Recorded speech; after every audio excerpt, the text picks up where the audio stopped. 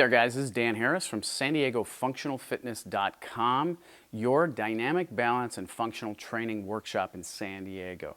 Now I'm here to talk to you today about your posture. And when I talk about that, people immediately, first thing, they immediately stand taller or sit taller if you're sitting down.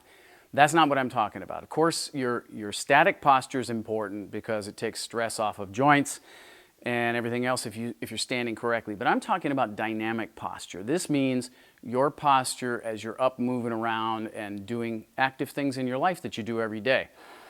Being able to manually correct your posture is one thing, but in a dynamic situation, it's pretty tough to do that. How do you do that then?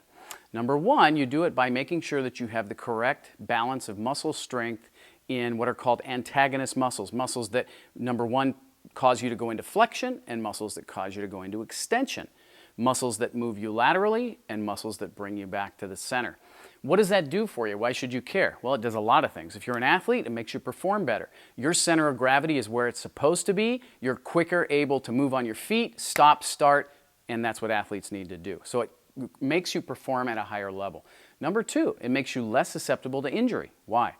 Because your joints aren't overloaded. You don't have some joints bearing way more of the brunt than they're supposed to and others doing very little at all. It distributes the forces more evenly. Now, how about if you're not an athlete? You're just an average person. Maybe you're an adult trying to regain your fitness. Maybe you're an older person who is starting to notice issues with your balance.